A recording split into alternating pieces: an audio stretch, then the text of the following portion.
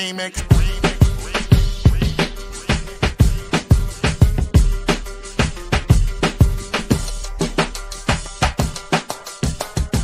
Remix. Remix. Remix.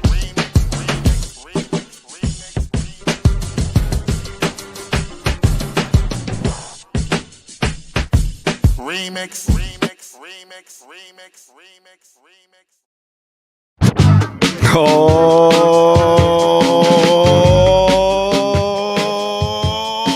yeah. Welcome out, y'all. This is the Remix Morning Show. Right here on Black Liberation Media. In case you didn't know, I go by the name of the Ear Doctor, here to give you that boom bap breakfast. So get your fork, get your plate, get your napkin, and get ready to take this in. And yo, let me introduce you to my friend. She goes by the name of Rashim.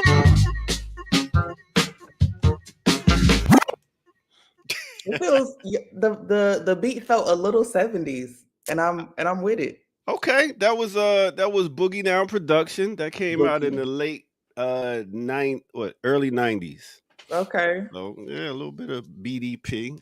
Boogie's Style you haven't attained yet. Mm-hmm. How art you? Art thou doing well? I like to show my mug because I am a mug collector. Okay. Showing that love and hate. Love versus hate. Another brand Nubian song. I just my Do the Right Thing mug. Yeah. How was your weekend? It was really good. Yo, I had an article published in the Afro. So that was nice. You know what I'm saying? Okay. I'm being well, now, first, what is the Afro? Right?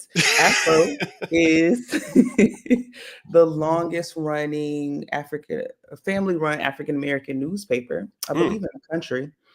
And the article that I wrote was about the uprising, or more specifically, it ended up being about the documentary coming out, but I wrote it about a 10-year reflection on the uprising. What's some points you talked about? Yeah, I would say some main key points are that that it wasn't about one person, that the city was responding not to the death of one man, but a long history of bad police relation, police brutality, and instances of police killing folk. Okay. And the city came together. It wasn't like one superhero. It was teachers, it was activists, it was politicians, it was kids, it was high school students, it was college students that came together. And that there's some things that we can learn that are very instructive about the ways in which we resist. And not just think of it as a moment where it was a lot of property destruction, CVS was burned down, National Guard came and then it was squashed. But there's policies that came out of it, there's organizations that came out of it, there's resources and funding that came out of it. And there's a lot of lessons learned. Okay, we got Leah Boggs asking, drop the link in the chat, please, and thank you. Oh, yeah, you got it. Yeah, they like the support out here. Big up to all our remixes out there. I hope y'all all had a great weekend, also, and y'all ready to rock out this week. You know what I mean? So, yeah, that's. How you doing? I'm doing all right. I had a pretty chill weekend. I ain't do much. Got some DJing coming up, but I got to take my daughter out on a date, so that was good. Where y'all go? We went to this thing called a Dogwood Festival. It's a big festival at Piedmont Park. Bunch of artists and everybody that selling their art. And let me copy that and put it in the chat room. That come through and sell their art, and then Did she pick the spot? Oh no, she didn't pick the spot. She don't know the city like that. But it was good. As soon as she was like, "Okay, so how many people we gonna run into? Today, Dad." I'm like, come on, stop front. You like it. So as soon as we got in the park, run into somebody. On the way out, run into another person that's selling popcorn. They was like, "Yo, your dad is a dope DJ. Here, have some popcorn." I was like, "See the benefits of fucking with me." I said that too. How old is she? She's 15, be 16. Okay, so she's at the age where it's also like, does she like how the external world see you? Do she just kind of like our Say that one a more little time. bit? You kind of froze a little bit. Oh, I froze. The way that the external world sees you, does she just see it and just kind of eye roll? Uh, Like, nah, can you know because that? she still thinks I'm pretty cool. Or is she like my dad's a big Yeah, Okay, she that's what's up. invites me to her outing. Like if she got her school got a track and field, she know I'm her chauffeur. Yeah, but she could be like, all right, thanks, Dad. Uh-huh. Peace, deuces. But she'd be like, nah, come, let's watch the. So it's pretty cool. When they got something to eat, and then took her to another friend who was having a 50th birthday party. He was a DJ. Stopped by a little bar, so I got to sneak her into a bar. And Okay. I'm All just right. such a Father of the positive year. father. We getting her started early with her habits. Yeah, and then the DJ was like, "Yo, you gonna get on this spin?" Because back I was showing her how to DJ, but she never was like, "Okay, I want to DJ, I want to learn it." So she fronted on me, and now I was just She'll like, probably come "Damn, back to it. I don't know." Her and my son, I'm like, "Yo, man, why ain't y'all with this DJing thing?" I guess Yeah. they like, well, you got it, we good. Right. So other than that, it was cool. Got some yard work done, cleaning, spring cleaning. So it was good, man. Spring cleaning. Oh, and today is tax day. Oh, what's that? Exactly. Yo, Exactly. I don't know what y'all talking about. Yo, so Kim hit us up. She can't make it this week. She taking a week off. I don't know what's going on, but Kim, Oh, do you get some okay. recharge your battery? Shout out to Kim. Yeah, come back. Kamal, I guess school has started back and he's taking his time to get in here. But sometimes Kamal take his time to get here, but sometimes he just pops in out of nowhere. Oh, and then he going go roll on? up on you. What's good? What's good? What's the Academy shirt, B? Urban Tech Academy. That's my after school program, man. I don't like the logo. Brooklyn, ain't nothing like it. Just come in, just what they don't like, and you know what I mean. Just Is that a matching hat? Is it also a pleasant, matching hat? no pleasantries. No, it's a pat that's the same color, so it's swag, man. Come on, man. I like that. I like the hat, but the what's that? You know A what I'm U saying? thing? Purple and yellow. Well, Hi, Hashim. How you doing? Good. How are you? How was your weekend? It was good. It was good. I feel a little sleepy still, but I'm good. I had You to look get it. It was a good weekend. It was a Yeah. good Monday. Mm-hmm. I know it feels like this for me. It feels like Monday when I'm on here, even though I know it's Tuesday officially. Well, in reality, it's Tuesday, I should say. Mm-hmm. Okay. Did you do anything interesting? He can't remember. Oh, Yeah, I think I have short-term memory loss at this stage. And long. okay. Oh, listen, that's a whole different problem. Come on, let me see your mug. Oh, this is my CMB mug. Community Movements Builders. Okay. That's my board. Yeah. Is that the one you had last time? No, last time I had the Freedom mug. Freedom. Okay, got you. Mm-hmm. And I just got a bunch of blank mugs that I could put whatever on. Oh, you should get some Urban Tech Academy mugs with the symbol that come out on like soon come. You know what I'm saying? Nah, I'm gonna get some Ear Doctor mugs. Actually, we're gonna have some Black Liberation Media merch coming very soon for y'all. Yeah, nice. finally. Mm-hmm. Can I get a coffee mug? Sure. If you go on and purchase one from the website, I think it's very easy. I'll do that. I was just joking. No, I'll do that too. No, he wasn't joking. We give you the discount. You get discount. We'll enjoy your payment. Give you the code with $1.50 off or something like that. Oh, $1.50 off. You're so generous, Kamal. Hey, we did bless all the hosts with some shirts last time. Well, I did. We did. I did. You did. Yeah, I don't remember doing that. Yeah, I was counting in the back. I was like, that doesn't sound like something I would do. I know. It was like, where we get that extra cash from? I don't understand. Right. We got to take care of our people out here. So, But now we got all old gear. Wear underneath my new gear. So it's all good. We can't erase the history, though, because the thing is, we are going into our 4th year, 420 of this month. That's right. 4 years. The Remix Morning Show will be bringing. No. 420 is when this got started. Yep. Yeah. Perfect date, right? But it has something to do with Malcolm X, though, right? No, nothing to do with Malcolm X. Huey P. Newton. I think it might have been Huey. I can't remember. I think it was Huey. May 19th. Oh yeah. That's right. They having the Malcolm X Fest. Yeah, I'll be there for that in the West End. But I think it was Huey. Yeah, Let I us think, know, I think chat. it was Huey's birthday. Yeah, we would not do it planning Easter. Yeah, we don't care about Easter here. Yeah, That's not our concern. Yeah. We're not pagans over here. Yeah, we worry. 420 is like, smoke day. And so I thought it was like and I think it's got to be Huey's birthday or something like that. Yeah, I think it is. It's a combination. I feel like it's saying that. What do you feel? Doing a Google search?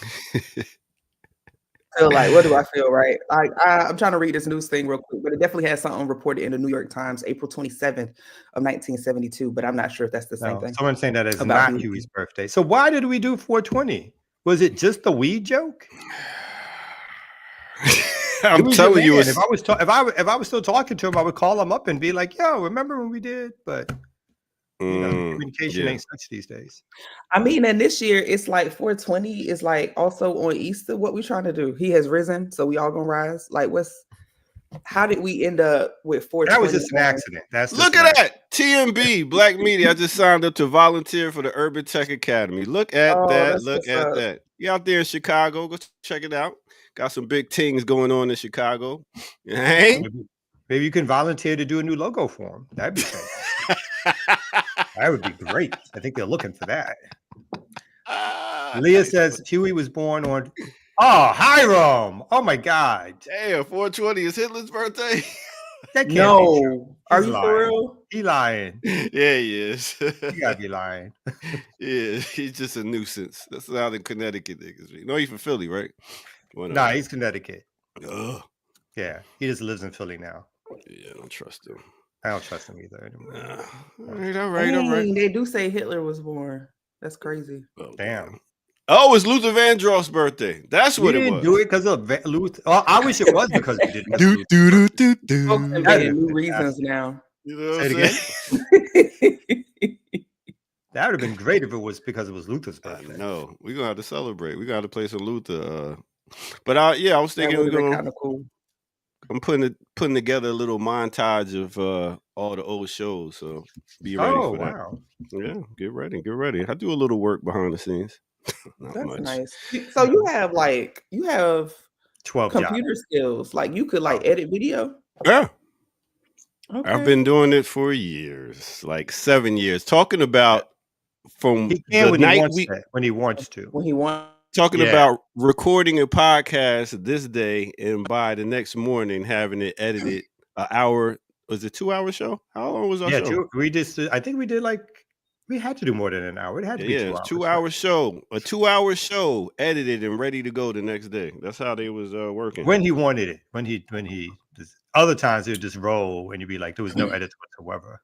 And that's not. Oh, he's not consistent. Oh, but that's also reminding that I did the lighting, the camera, the on-air personality, the production.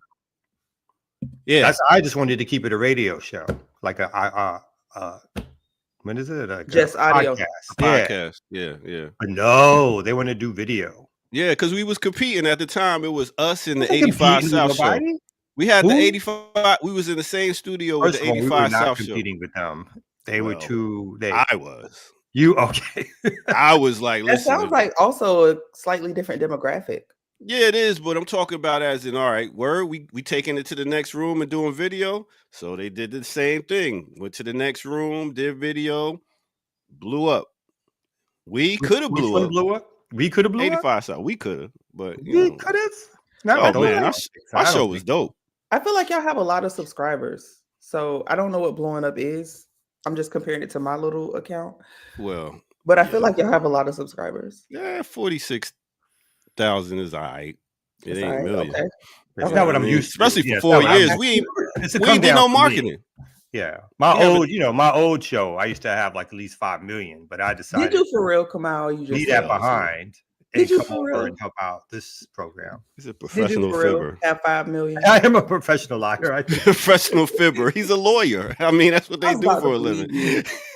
I was about. You thought I had 5 million subscribers? Possible. That's true. With this face and personality. And that winning personality. Yeah, exactly. Like I concur. It's all. Yo, but you blew up during the Cop City, man. You was all over the news, man. They got out there. I wish you would have said the channel more. Then they would have came back to the channel. But every time, like, every interview was like, I'm talking about a dangerous police academy. But I could talk about it more when you slide in. And by the way, I'm a host on Black Liberation Media. No, it's the way you do it. Now you can see me tackle more of these topics if you tune into. Bam. You know what I'm saying? You gotta. Yeah, you know what I'm saying? It don't translate when you're doing like, local news. Anyway, you know what I mean? if you want to do it, it could look. I could see if it's not done right, it could look very opportunistic. Yes, but yeah, he don't know how to do it. So that's why I've been coaching him all these years. I've been producing to make sure he's likable and all that. And have you learned anything from out? Have you learned anything from? You know what? He's his punctuality and professionalism at times has surprised me and rubbed off a little bit. Yeah, I will give him, and he's good at his craft. I'm going to give him a little credit. Look at that. Yeah. Okay, now ear doctor. What is this, a therapy session? Say something nice about me. What have you learned from Kamal? What kind of couples therapy session is this? I have learned that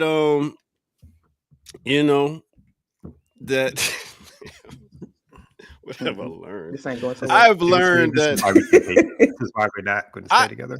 I've learned how good of a communicator he is and how he can play a good guy that's in the middle to make sure that mediation, a great mediator, and he also can jump up and take the lead in different things, and like that's good work. You need somebody that could jump up and take the lead, and yeah, he's good. He's a good speaker.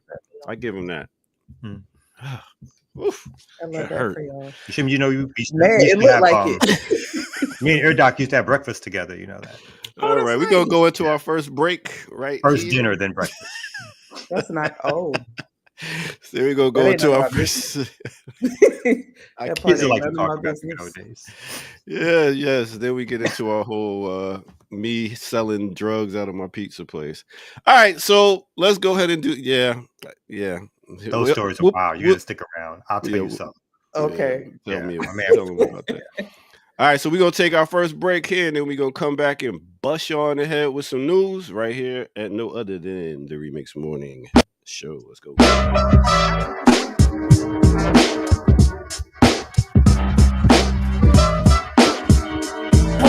We roll deep in the tree. Yes. Welcome out, y'all. This is the Remix Morning Show. I go by the name of the Ear Doctor. Thank y'all for tuning in and rocking out with us on this beautiful April 15th day on this Tuesday. Hey, there's a like button up there. Go ahead and hit it. Subscribe if you're not new to the chat. If you are new to the channel, go ahead to patreon.com where you can become a member over there and see footage that's rare. And what you can do is you can donate. Why would you want to donate? Well, let me tell you why you want to donate. You want to donate, as you can see at the bottom of the screen, to blkliberationmedia.org. Why? Because we're demonetized. They said, listen, these guys and gals are bringing the funk over there, so we got to do something to knock them down. So you want to keep us up? Go ahead and donate. All right. With that said, let's get to our weather report. All right. Let's go straight to the ATL. Yo, this weather, I don't know one day it's hot, one day it's not. I don't know what it is. Like we was damn near at 80 degrees yesterday. Now, today, Atlanta, 68 is the high. Let's take it to Brooklyn, BK all day. They got a high of 64 degrees. Big up to the Chi, Chicago. I'm waiting for that series to come back on. The Chi, that was my all right, they got a high today of 49 degrees. Big up to the Houston, all my people on the, riding around with their Cadillac caddies and all that candy paint. They got a high today of 79 degrees. LA, Los Angeles, they got a high of 76 degrees. If you're thinking about vacationing, I heard that Bahamas is raising their price. So if you're trying to vacation, get your money up. If you can go to Bahamas if you want. They got a high of 79 degrees. And last but not least, let's take it to the motherland, no other land. Let's take it to Mali. They got a high of 99 degrees. Now, that is pretty hot. I'll tell you what else had the people pretty hot. Wallow talking about black businesses. Let's check out and see what he was talking about. Us. Oh, I'm black. No black people. Nobody gives a fuck about that. Kill that shit. Either you got a good business or you don't. All that shit, don't nobody want to hear that shit. That's a hustle. Support me because I got a black business. Is your restaurant clean? Is the food good? Do you got consistent cooks? Is the material on your shit good? Stop doing that. Oh, you support the white people? No, I support consistency, baby. Yeah. Well, fuck about what color you is. I'm gonna spend my money. That paper, I'm gonna spend them deals where the fuck I want to spend it at. Grab his Porsche, Ferrari, I'm gonna do what the fuck I want to do while I'm here. But I'm gonna tell you one thing, I ain't gonna be finessed off some black shit. Let's see what our hosts have to say about that, chat room, as we get back right here to the Remix Morning Show. Let's go.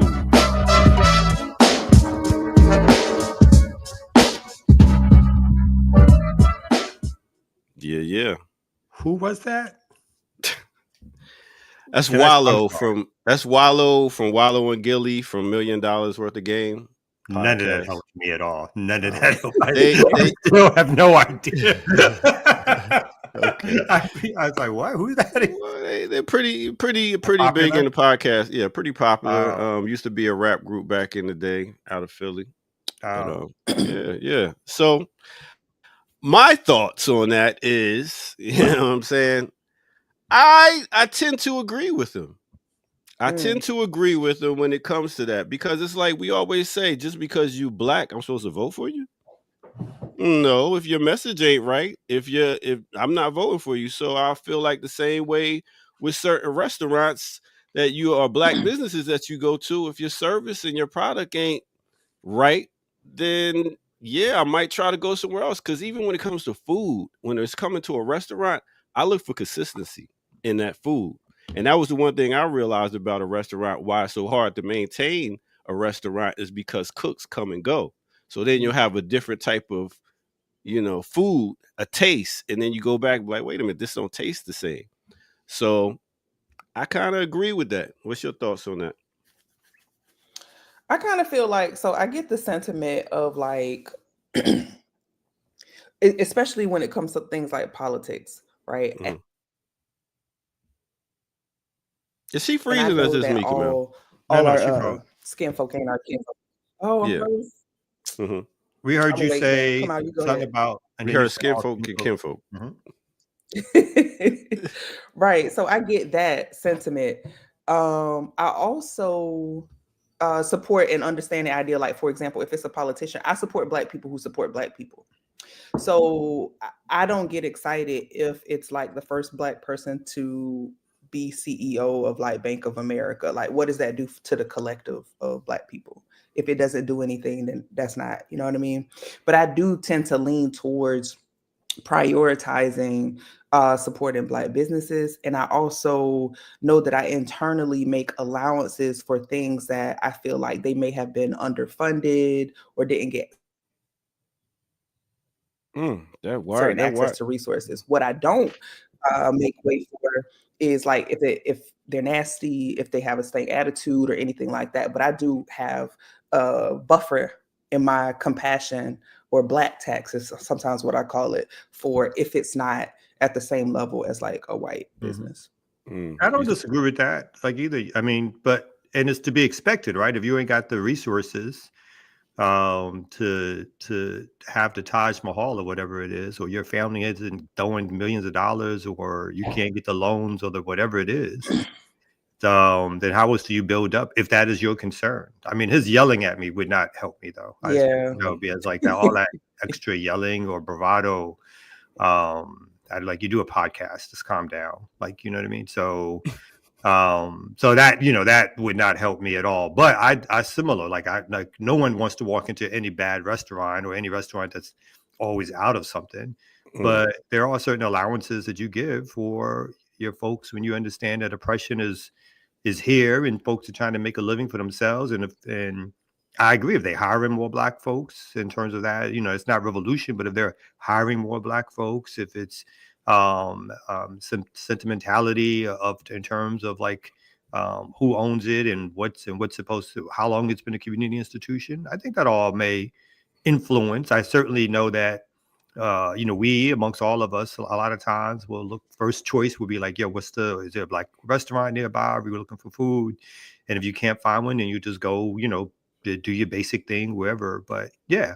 What brought that on, Ear Doctor? Like, why was he like so mad like that? What happened right before that? I mean, I don't know. I really don't know, but I guess they just asked the question, or it's about, because we always are pressured to be like support. I don't even want to say pressure, but support black business, support black. But I go into a Caribbean restaurant, they have an attitude. Not all of them, but you can feel me on this one. Some of y'all, you come in. It's not like when you go to Chick-fil-A, they be like, "Hey, how you doing?" Like I go to Chick-fil-A, but I've been there with my kids, and. But it's a whole customer service thing. It's that, and that's not something that costs money.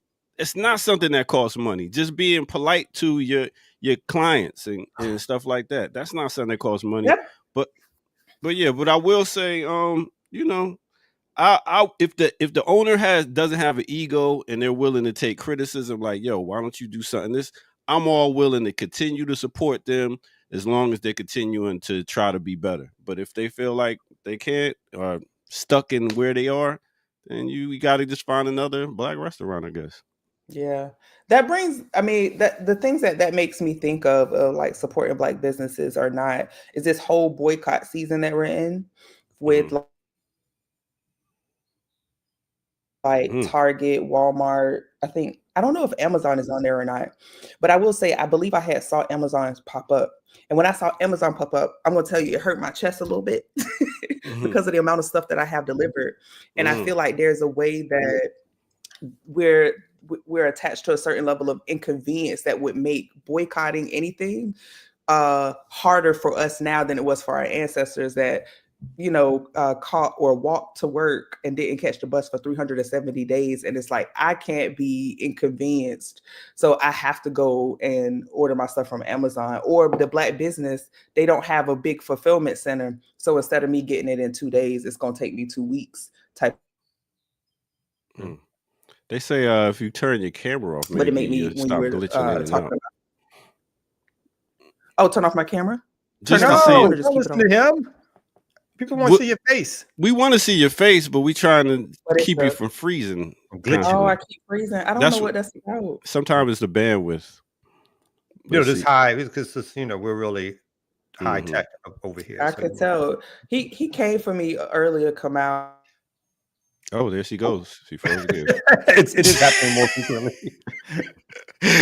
Don't listen to me. I'm just a hater. I'm rude. What did he say earlier? I know he said something. He did. He talked about I have cricket internet. That's also his role. He does point out when things are not going correctly in terms of the internet and the mics and all that kind of stuff. Why does Ricky always feel like she needs to produce? Also, Ear Doctor, give the glitch a second before you start talking to do it and catch up. We've been dealing with this before the show started, Ricky. So thanks, Ricky. Thanks for nothing. Oh, damn. We'll see you tomorrow.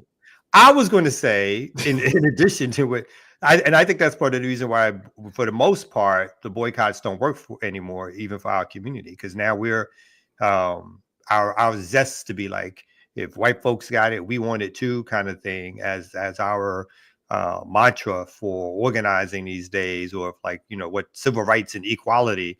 So that is partly why. Again, I don't think it's revolutionary, but that is partly why we left black businesses behind. I was like, oh, we want to go shop where the white folks shop, or if they get it in 10 hours, we want to get it in 10 hours. I do hear that this Target, I know everybody has different feelings about this Target boycott, but I keep hearing that the foot traffic for, several weeks in a row continues to go down. And I'm quite pleased about that for what relatively speaking, I don't want to say little effort, the type of effort that went into calling. But I agree. I think that's part of the thing, is that everybody's into convenience. Again, we are as propagandized, if not more propagandized, than anybody else. in the world. And so we also want to feel like we're treated in a certain way or whatever.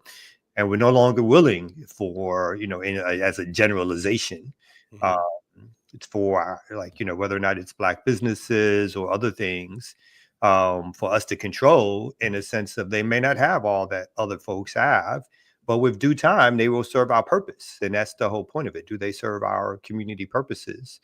So I think sometimes we got to stop thinking that we just need to share in whatever capitalism brings. And then for us, that's victory. And so I think that sometimes comes to the fore. And so when you get some Negro yelling at you about like, it's clean, it's partly that's the mentality. It's not even about collective good, collective work together. What supports the larger Black community is like, I want my service to be such and such. And if it ain't such and such, then, I don't give it, it's like that kind of bad attitude, which I do consider a bad attitude. Yeah. And I feel like we're in a time now, right, where like it's a false dichotomy that it's like either do a Black business or do a Black business that's like poorly run or under-resourced and underfunded, or do a white business that's like well-funded, well-resourced. We have a plethora. Like, Ear Doctor, you in Chicago. I'm in Baltimore. ATL. Oh, you in ATL? I don't know why I thought you were in Chicago. Mm-hmm. Well, same. You in ATL, I'm in Baltimore. I could go, it's not like if I could go into a bad Black restaurant, just like I could go into a bad white restaurant. And I don't feel like it should be like, oh, don't support Black businesses because they're bad. That went bad. Don't rock with them no more. It's another one up the street. You know what I mean? So, and that's right. Is there no saying? This is almost like the Black on Black crime thing, right? Like that gets popularized. Bad Black restaurants gets popularized, but there's no like white on white crime saying. There's no like, oh, is it some bad white restaurant? Do you know what I mean? There's no saying like that. Whatever. People use white folks as a default for everything, and so they get away with so much. And again, that's part of the propaganda system. But it's like, white people can be both heroes, villains. Have good restaurants, bad restaurants, but nobody categorizes it as a whole race of people who are representing whatever. Right.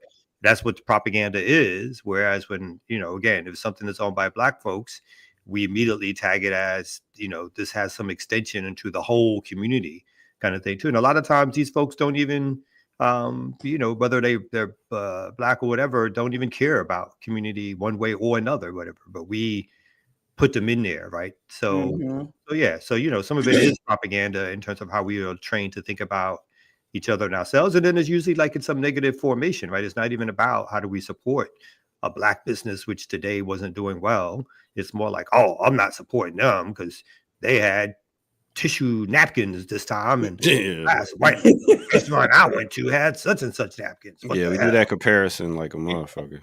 Yeah, I know what I'm saying. But I get it. Well, let's be real. Let's look at historically our ancestors who fought so hard to integrate those lunch counters. And I done seen plenty of videos when they got into them lunch counters. It's like,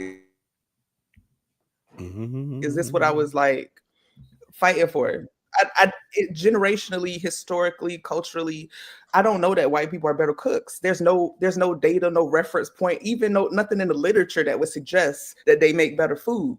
So if you're talking about let's support what's better, and that's why we go find the authentic. I'm going to lean towards something that's that's why we go. That's why we find a hole in the wall.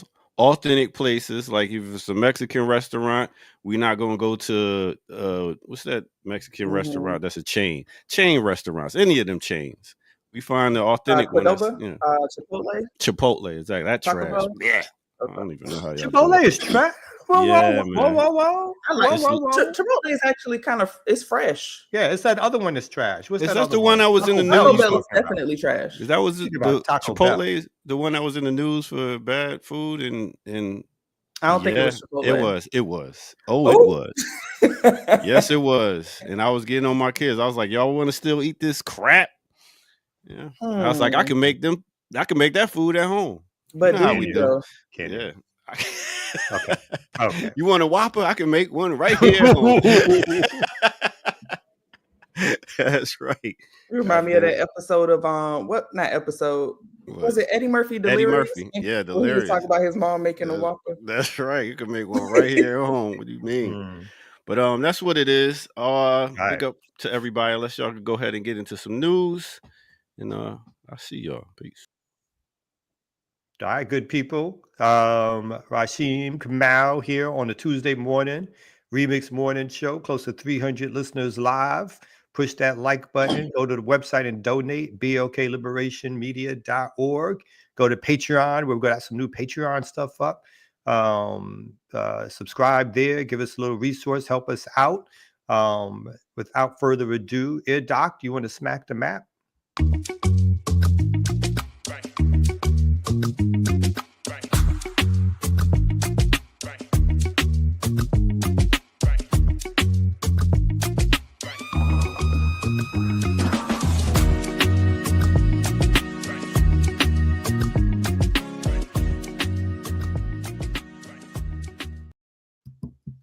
All right. Rashim, do you have any news stories to get us started, or do you want me to hook us up, or what you got? What you want? Oh, okay. I do not have any news stories to get us started. All of my news that I've been focused on have been local to Baltimore. Okay, I got some stuff I can start us off with. The thing that struck me, it's actually not in the run sheet, but it struck me was yesterday Harvard's University decision to resist Trump is here in terms of news analysis, momentous significance. As folks know, Trump has been targeting Ivy League and other colleges to get them to change curriculum, hiring practices, who gets to come to schools, and all that's being done with the threat of taking away public resources from these schools if they don't make changes. We just had a story where Harvard has decided to challenge. We can get into why I think it's interesting, but decided to challenge the administration. And so I'll read a little bit of the story. Harvard University is 140 years older than the United States, has an endowment greater than the GDP of nearly 100 countries, and has educated 8 American presidents. So if an institution was going to stand up to Trump administration's war on academia, Harvard would be at the top of the list. Harvard did that forcefully on Monday in a way that injected energy into other universities across the country, fearful of the president's wrath, rejecting the Trump administration's demands on hiring, admissions, and curriculum. Some commentators went so far as to say that Harvard's decision would empower law firms, the courts, and media, and other targets of the White House to push back as well. One commentator is saying this is momentous and should be a turning point in the president's rampage against American institutions. Michael S. Roth, who is president of Wesleyan University and a rare critic of the White House among university administrators, welcomed Harvard's decision. What happens when institutions overreach is that they change course when they meet resistance. He said, it's like when a bully is stopped in its tracks. It says within hours, Harvard's decision, federal officials said they would freeze $2.2 billion in multi-year grants to the university, along with a $60 million contract. That is a fraction of the $9 billion in federal funding that Harvard receives, with $7 billion going to the university's 11 affiliated hospitals in Boston and Cambridge, Mass, including Massachusetts General, so forth. The remaining $2 billion goes to research grants and so forth. It says Harvard, the nation's richest as well as oldest university, is the most prominent object of the administration's campaign to purge woke ideology from America's college campuses. The administration demands include sharing its hiring data with the government and bringing in an outside party to ensure that each academic department is viewpoint diverse, something in another article described as not even defined as to what's that supposed to mean. I'll end with this part. Columbia University, which faced a loss of $400 million in federal funding last month, agreed to major concessions the government demanded, including that it install new oversight of its Middle Eastern, South Asian, and African Studies Department. So in a letter on Monday, Harvard's president, Alan M. Garber, refused to stand down. Neither Harvard nor any other private university can allow itself to be taken over by the federal government, he wrote. So I just wanted to start off with that. Mhm. So just initial thoughts, of course. Yeah. This is a this is obviously the school, as stated in the article, has a lot of resources, even though it gets a lot of resources from the government. And in some liberal way, I think it is a good thing. It shows that these liberal institutions, which do have the power to stand up against a lot of these conservative, particularly overt right wing and white wing government dictates, can, if they want to, stand up as opposed to capitulating. And I think it was good that Harvard has stood up, and I do think it's a possibility. Within the framework of what liberal is in the United States, Harvard would be considered liberal. Yes, I would say that. Doesn't mean it's progressive, radical, or anything close to that. But the idea that Harvard would stand up to, I think, the Trump can be significant for other schools as some kind of pushback. And I think right now, a lot of these institutions have been falling over themselves to capitulate to Trump, whether or not that is the schools, which when they do so endanger their students, these legal institutions, when they do so endanger their clients, and when they decide to give their energy and time to these right-wing causes, it furthers the sort of level of fascism, I would say, that we are headed towards. But those are just some initial thoughts. Yeah. Yeah. I mean,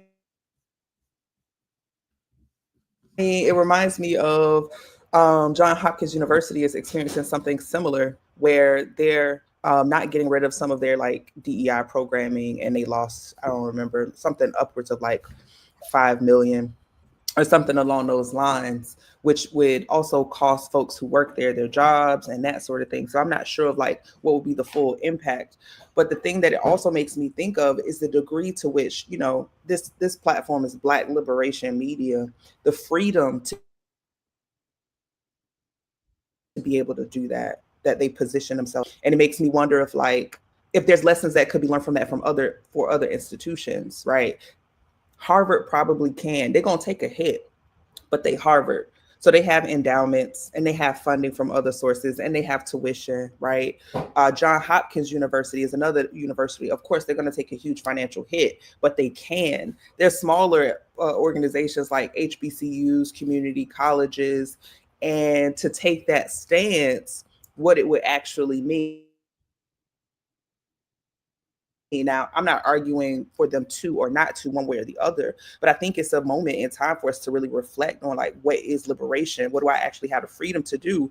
And if I stand on my values this way or the other way, does someone have the right to have the ability, not even the right, have the ability to just like single-handedly like kind of destroy me?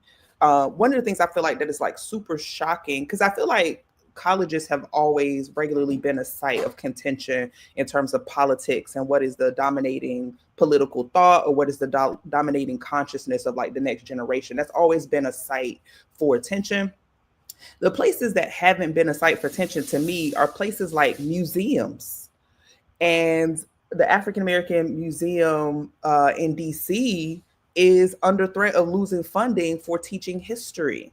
Like that shouldn't be a space of like museum where it's factual, where you have these artifacts and you have this historical knowledge and information. Those types of things like really, really concern me when it starts to touch on those particular things. Yeah, I think, again, I think it's obvious that most of these institutions are the liberal bastion for empire. So they're not by any stretch of the imagination producing revolutionaries, right? There may happen to be people who get politicized during their time period at Harvard or access to Harvard or something that gives them something that's they may be already critical thinkers. And there's been students who have protested Harvard, and Harvard's majority reaction obviously has been to shut down protests, or to shut down, particularly during this time period, pro-Palestine protests. They also fit within the liberal demeanor of calling pro-Palestinian protests anti-Semitic on its face, even when it's obviously not. So it's no bastion of radical thought or action or so forth. But what it is right now is a public institution with massive resources. It reminds me of not because I was there, but through reading history, of course, of the so-called Watergate scandal, when the Democrats were able to push back because they were a strong enough institution to do so against right-wing overreach, let's say. Like, so at the same time, we're against both Democrats and Republicans at the time, we're destroying Black liberation organizations through COINTELPRO. When the right wing overreached and started attacking, I guess, a faction of the elite through the Democrats, they were able to push back. But that allowed more space for other groups to push back also. And so my hope is, at the very least, that these kind of things from these liberal institutions or so-called liberal institutions allow for more space for pushback, because I do think the way in which the left, in a lot of ways, in terms of what there is of a left in this country, it feels hemmed in. There's just a lot of losses I'm feeling right now in terms of what's happening with students, the lack of a large left uproar, and then these sort of progressive, so-called progressives or liberals who are taking the stage. By doing so, I think can provide some openings for more left leaning content and more safety, hopefully. So that's my desire out of what's happening at Harvard. It's not so much I expect Harvard to leading the revolution or anything of that nature, but I think creating these openings for folks to fight back creates some other openings also. And I think that's, from what I'm seeing in terms of my landscape, that's just desperately needed right now, because the left is just not strong enough and is taking, again, in my opinion, either hits or whatever. And so I'm not mad that they're fighting back. So. Yeah, me either. I feel like there's a way in which Trump, I feel like, also gives us a tad bit of moral standing and moral relief to places that label themselves as more progressive, right? So, like, if students are rallying or have a pro-Palestine rally and the institution wants to quash it, the students also have to fight back that we have a president who's trying to take, like, forces folks, Trump as an entity forces folks to, like, kind of lean more into those more progressive or liberal organizations just as the alternative to Trump, right? Not that they're, like, particularly radical, particularly going to lead any sort of revolution, but they're just not him. Mm-hmm. And I feel like there's a way in which I feel like liberal groups are riding off a bit of "we're not Trump," and having that as a contrast makes them look a little bit more liberal than they actually are, a little bit more progressive and open than they actually are. So that's also something that I've been thinking about lately, and watching all of this change with institution and state and federal and that dynamic. Oh, yeah, I think that's definitely, I think that's true of how the liberals operate in general. It's like they don't have any, again, they're not anti-imperialists. They are for empire. They also want to be in charge, and they just think that they have a better way of being in charge for empire than their dumb conservative cousins do, right? And so they just position themselves in a certain way. And again, obviously, they're not for Black liberation. But again, my reading of this particular situation is not that Trump is just an extension of what liberals have done in the past, and so anytime we criticize Trump, we should also mention that liberals have also done similar things. I think part of that is true, but I also think what we have is a return back to the type of narrow white nationalism that is historic in nature, but is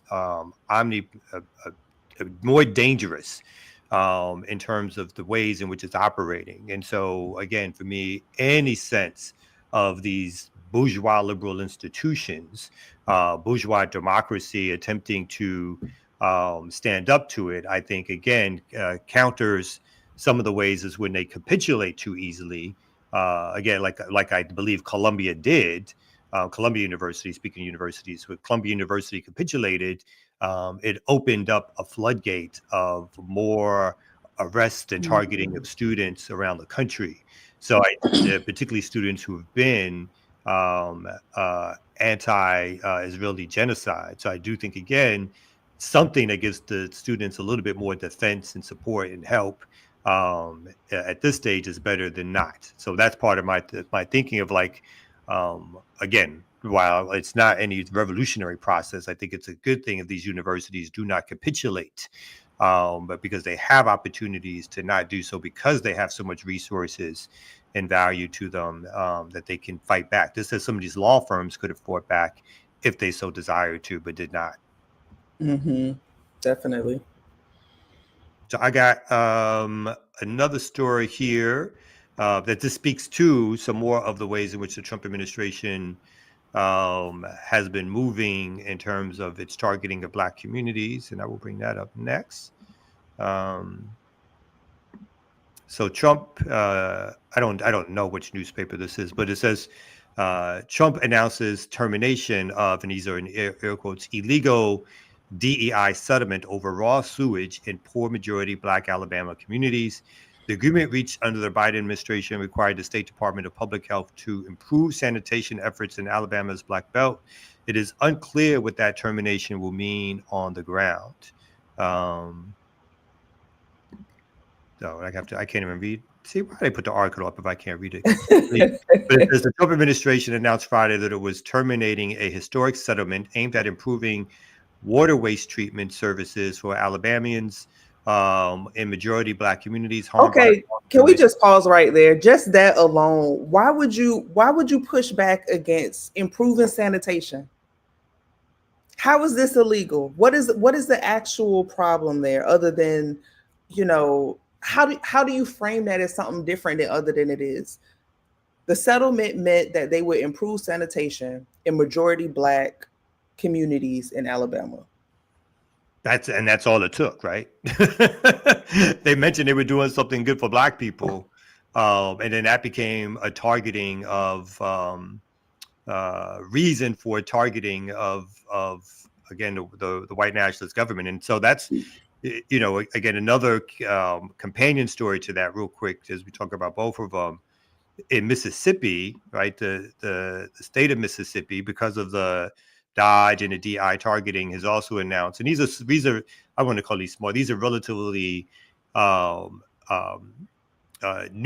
pushes or outcomes, I should say, of the targeting of so-called DEI or woke, which is really a targeting again against any resources, what little they are, but any resources that the current government either sets aside or gives towards Black communities or support or anything that uplifts Black culture, Black history, again, anything that saves the Black community from or does anything negligible in stopping pollution and so forth in Black communities. So it says Mississippi orders deletion of race and gender databases in state libraries, and they say this is based on some of the Dodge stuff, where it says the Mississippi Library Commission, which offers services such as specialized research assistance to libraries in the state, has ordered the deletion of 2 research collections, the Race Relations Database and Gender Studies Database. The collections were stored in what's called the Magnolia Database, which is used by publicly funded schools, libraries, universities, and state agencies in Mississippi. It says the commission's executive director confirmed the deletion to The Guardian and said, we may lose a lot of materials. And they blamed this on Dodge and some of the things that's happening in the federal government. And so, again, the reason I brought up both of the stories at the same time is again, at this particular stage, the thing is that no matter what, how small it is or what it does, that it's being targeted if it says anything or if they can connect it to the Black communities. And again, it's a way of disservicing or giving sort of signaling to their larger white constituency that they're cutting the Blacks off, right? And even if white folks don't get anything out of it, the fact that they see this war on Black people for them is a justification of like, oh, good things are happening because Black folks are supposedly not getting something that they were getting before, even if those things are minimal. And the white community, as always, receives much more and largest benefits from the federal government. What have you been seeing, like, in terms of like the conversations that you've been having around institutions and how they're approaching this? Are they talking, like, I was in a meeting recently where we're talking about language and what language to use and not to use, that may or may not signal loss of funding, loss of support, increased auditing or surveillance, right? And the conversation went a little bit like one side, like, it's important what we call it, because what we call it is like this, it's important how we get what we get, not just that we get it, but how we get it. And then of course another side is like, well, if we don't change the name, if we don't do this, then we lose this. Like, what are some of the conversations that you've been having in institutions or circles that you're in about this dynamic? I mean, most of the conversations I have there, I mean, they're from a left or a radical point of view. So most people see, obviously, DEI or wokeness as something that, again, is minimal when it comes to the actual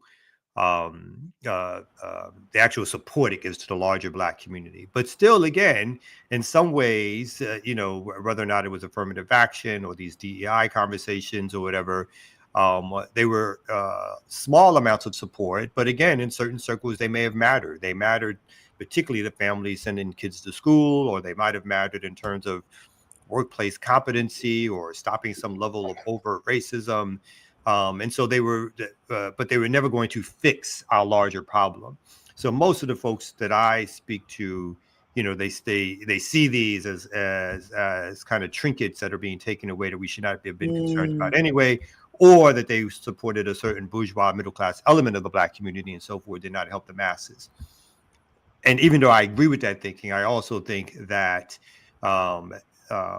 that the targeting, again, of Black communities through the language are basically dog whistles for the MAGA constituency, for the white nationalist vote, and that they will give some harm. And that, again, if the question becomes whether or not we as a community are prepared for the alternative to this, or do we have anything to create institutions, whether they're radical or not, that fights back against this? And you mentioned even the African American Museum, and how there's been pushback there, right? So as this pushback is taking place, and even if some of us consider those the resources that have been taken away to not have been worth much anyway. Again, I think there are constituencies, there are people, there's school trips and other things where people were getting a sense of, and in public schools, where a lot of the stuff is being taken away, and we have not necessarily and do not necessarily at this particular stage have the institutions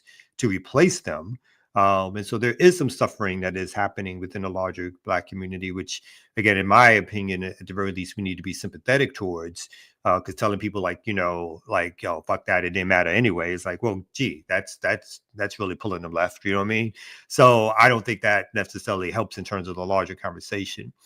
So those are the conversations that we're having with, like, since I'm not connected to these institutions, I think those institutions seem to be having conversations about how to save their ass, right? And how to not be targeted. And I think that also brings a certain level of capitulation. It brings a certain level of trying not to stand up, but trying to appease, which I think is probably more dangerous because it's not going to work anyway, right? So they're going to do what they're going to do. And if you're not standing up and winning over the larger Black community for support, by saying we're going to fight back against this, as opposed to we're going to have these secret deals or secret meetings or whatever, it's like, I don't think it works that way for them.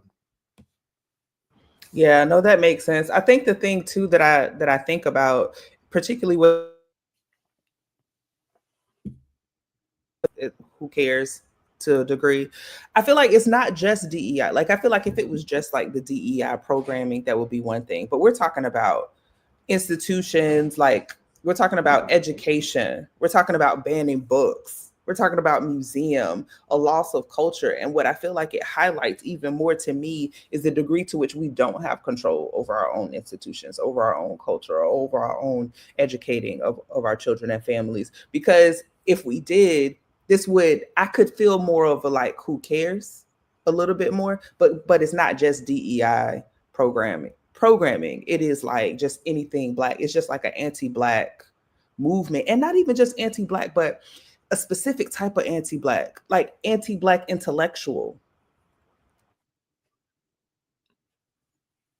is being attacked in a fierce way that I don't know. There probably is examples of it in history, but I don't know where I've seen an example of so much anti-Black knowledge, information, and intelligence being attacked. Yeah, I think that's true. We're going to bring up the air doctrine in a second, but I think that's true. I think part of this, again, is a reclaiming of white history or white versions of history in ways that overtly put them on top, or ways that counteract any idea that this country is anything but built for and by white folks, right? And so, again, I do think, obviously, that there's truth in an understanding of what America is, and what it was built to do and what it continues to do. But the taking away of sources of knowledge, right, from Black people, Black youth, does not help in terms of the politicalization of Black folks, unless we're in a position to organize outside of those institutions to a degree that matters, right? If we are not able to reach people who are not getting the access to information that they were getting in the low levels of, again, the low levels of information they were giving. If we are not, and if this is not radicalizing people in and of itself, and we're not there to sort of counter whatever's happening with other institutions, then again, I do think it is something to continually have to think through and worry about and frame in certain ways, which hopefully will radicalize Black folks, or hopefully will show why we need our own institutions, or why we need to fight back against empire.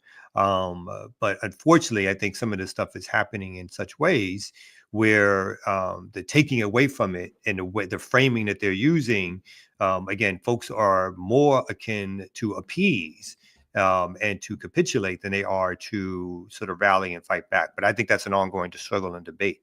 But speaking of ongoing struggles and debates, let's bring up the air doctor. All right. Speaking of ongoing struggle and debate, and then transition to ear doctor. He got a good point. Let me try something real quick. No, I can't do that yet. All right, we're gonna wait till you go off screen. I got an idea here to keep you from not freezing. Hey, so I got my notebook out here. You know, when I hear a word that I don't know, I like to write it down. So let's do a little bit of political education here. To the word liberal bastion. Okay. Bastion, a place or system in which something such as old-fashioned ideal continues to survive. All right. Well, are you going to click on what is bastion in politics? Nah, that's too much. Okay. I'm gonna see what I do is I just give them a little bit, and then I let them do the rest. You know what I'm saying? People are lazy. They want it all. They want you to do all the work. Not I. You know, I lead you to the water. You gotta get the fish out. All right. So guess we take a quick break and come back with some more right here on the Remix Morning Show. Let's go.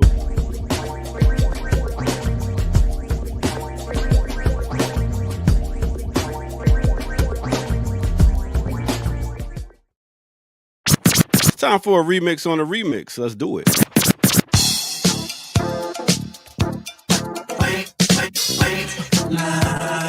Vision, dreams of passion. And all the while I think of you. A very strange reaction. The more I see, the more I do. Baby, tell your body to come along. The white lines blow away. Go! Rock! Blow! Ticket to ride, white line highway. Tell all your friends they can go my way. Pay your toll, sell your soul. Pound for pound, costs more than gold. The longer you stay, the more you pay. My white lines go a long way. Either way, either way, either way. All right, let me take you to a time and place. Let me take you back to 1981 with your boy Billy Ocean off this album Nights. I Feel Like Getting Down. The song is One of Those Nights I Feel Like Getting Down, mixed with a little bit of 1983. That's right, with your boy Melly Mel off that album Grandmaster Flash and the Furious 5. The name of that song is White Lines. That's right, talking about that cocaine.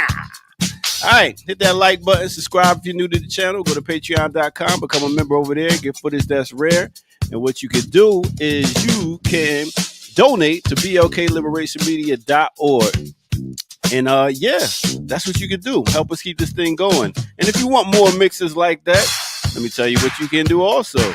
You can go check out my mix I just did called Organic Blend. That's right. Go check it out, Organic Blend. I will drop the link in the chat room. And you will get a whole bunch of dopeness right there. All right, with that said, let's get back to the Remix Morning Crew. You know how we do. One of them nights you feel like getting down. All right. That was my joint for Billy Ocean. Not bad. Yeah, at the end. Applaud. Oh, thank you. So, It makes me feel like wearing bell bottoms. I know it's not the right decade, but it gives me bell bottom vibes. So Rasheen, turn your camera off for a quick second. I want to see something. Okay. All right. On stop cam. All right like that. So yeah, take it off and let me see if I can do. No, I can't. I was trying to add your face. There on the little thing. But you would have to go in where it says edit avatar and then put your picture up there. I'll put you a picture up there so we can just see if you will stop freezing. Just a little. Oh, you're trying to do that instead of having for the glitches. Yeah. No glitches. I don't and just mind at least the little glitches though, but you mind the little glitches. Well, never mind. Go ahead and put your camera back up. You don't mind. Hold on, I'm gonna see if I can find an avatar. Okay. So yeah, a little blend there for the people out there. Other than that, it was too housey again. I know it wasn't house. That's Billy Ocean. Billy Ocean. That was Billy Ocean. Yes, right? That's one of his early hits. Yeah, that's 81. Like, yeah, when the Jerry curl wasn't dripping too hard. Like, so and the dope thing is in that video, he artist sacrificed for us. That's not, the fact that you're in this video with this lion, this tiger or whatever this is, for art, there's no way I would do a video with a tiger or something that would just bite my neck off. Not the RR. The RR. Yeah. You could go ahead and bring your camera back up. We'll work on it another time. Okay. Doing pre-production. Thank you. We want to see. I don't like it when Renee be doing her non-camera thing. Yeah, like she hiding out from people. All we got to do is we got to get you an Ethernet. How far are you from your router? I don't think I'm far. All right, so what we'll do is you'll order on Amazon an Ethernet cord, and you'll connect it from your router to your computer, and it'll be. Can I be honest with you, ear doctor? What up? I probably won't do that. Why? Well, we want you to. I don't know anything about like technology. I'm not going to be able to. I could walk. Listen, that's why I'm here. I could walk you through it. Okay, right? you would literally have to like send me the exact link and tell me what to do. No problem. We got to make this show the best. You know what I'm saying? We are, as they say in the notes, we are the best morning show on the planet. So we got to give it to them. You know what I'm saying? All right. Let me get out of here. I've done my job. You have, and you've done it well. Good morning, remixers, Remix Morning Show. Kamal Franklin. Rasheen, what is your last name? I just use Rasheen. Oh, my bad. Okay. It's all good. All right. Will you tell me in a private chat if I promise not to use it, or you don't do that?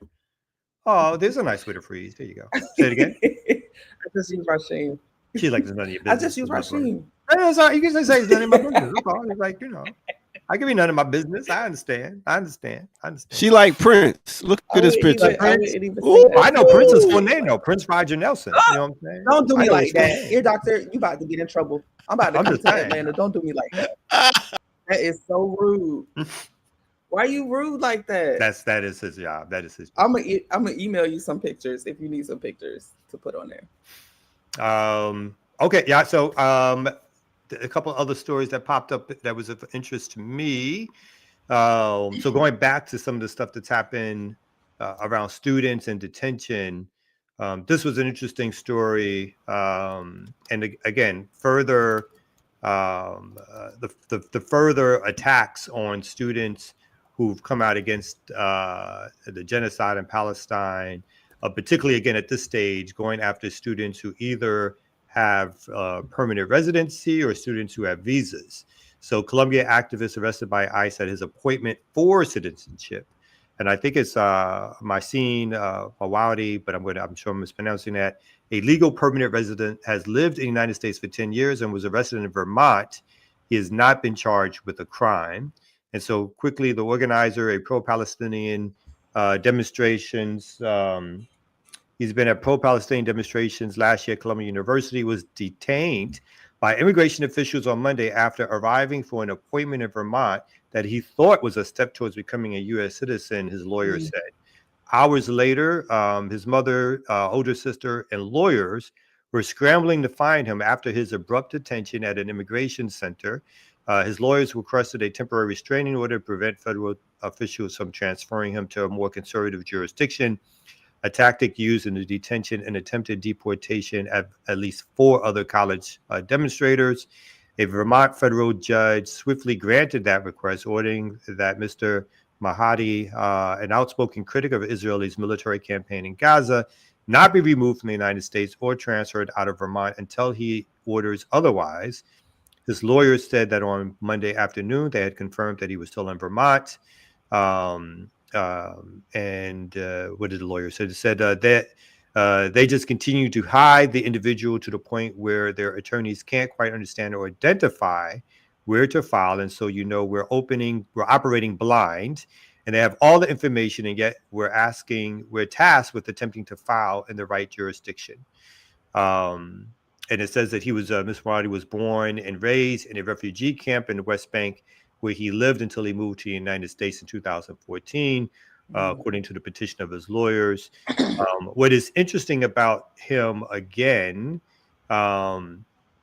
is that although he was an organizer, and I just know this stuff because I just know some of the organizers who have been organizing at Columbia, he was not one of the central organizers at Columbia, nor was he somebody who had, let's say, overt, straightforward radical politics. In fact, there's a lot of information about the fact that, again, it doesn't justify what the federal government done to him in terms of we should still support the fact that this was an illegal detention.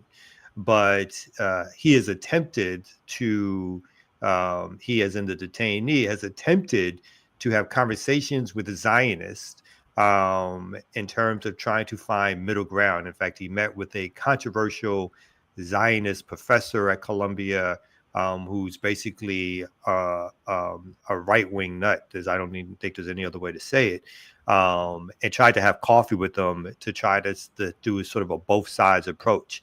So this targeting of students is not necessarily a targeting of students who are either the most deeply involved, or the most radical. What it seems to be is a targeting of students who are at times either the most convenient or who have some public profile, but who have also been involved in some of the protests. So I stopped there. I wonder if there's a thing where we're going to experience, or if folks are already starting to experience a bit of like moral fatigue, because it is like thing after thing. And I don't know if this is part of a strategy. I have a hard time believing that he thinks strategically, but possibly the people around him does. And I feel like it goes back to one of the things I was saying earlier about it's not just the attack of Black and brown people, but it's like particularly history, culture, and intellect. Like those are sites of war right now. I think that should be more concerning than anything. And even though in this particular case, I don't have any information at this particular stage, or there's no news that's been suggested of Colombia's role. We do know in the other case that Colombia seemed to play a role in identifying a student, or seemed to have played a role, at least in giving some information over to ICE or whatever. But again, this is the student. And I think somebody commented, this student was somebody who at times, even if they stood against the genocide, was willing to sort of capitulate on attempting to not have the narrative of that of the pro-Palestinian demonstrations being anti-Semitic, and wanted to do something to fight back against the narrative per se, right? And that the student decided that the best ways to do that were to reach out to basically anti-Palestinian forces who were supportive of the genocide, in an attempt to see if I don't want to say currying favor, but in an attempt to see if they could come to some common understanding, as if there was a common understanding to be reached. In the sense of what was happening to Palestinians and what's happened in terms of how this fits into the larger role of empire. So again, that does not mean that we should not be supporting what is obviously not only an illegal detention, but one that is meant to put a chill on pro-Palestinian anti-genocide protest in the United States, and to, again, make any, like as you're saying, any so-called people who, so-called First Amendment rights, where you can stand up to make people have a chill around even using those rights, right? And I think that's really what this is about. It's about attacking people who have had, I guess, some public profile, again, who are not U.S. citizens. And based on even the conversations apparently that Trump was having with the Salvadorian dictator the other day, it also seems as if that there's at least talk around, again, with people who are not so-called naturalized citizens also having their or people who are naturalized citizens having their citizenship stripped away. And so there's a lot of scare tactics that are first starting with a certain hub of people who are either immigrants of some kind, but then moving those scare tactics deeper into the larger population who think they are protected by citizenship. And I think they won't use deportation for that class of people, for organizers or activists. I think they'll use things like legal charges against our folks or our people.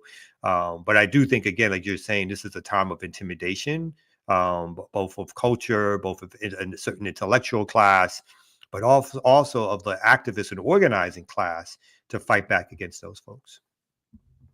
I mean, it's also, I feel like, as you talk about Columbia, and earlier we were talking about Harvard, and I mentioned Hopkins, it's a point where, too, like, all of these institutions have to not just draw a line in the sand in terms of like DEI or funding and that sort of thing, but also there have been institutions that have sent out rules for engagement with ICE, how to let ICE on the campus, what you can, you know what I mean? So there is a degree of, I don't want to say, I don't know if I want to say cooperation or being complicit, but they're giving to students and to faculty instructions. If ICE comes on the campus, this is what you have to do, rather than just saying ICE is not permitted on the campus. And I don't know all of the legality behind whether or not like a federal agent can come on private, public, quasi-public property or not, but it's definitely not a time where anybody could really be neutral on any grounds. Mm-hmm. No, I completely agree. Like, it's not a time for neutrality, and it's a time to show, again, for these institutions, which again are clearly on the side of empire, but want to show another face of empire,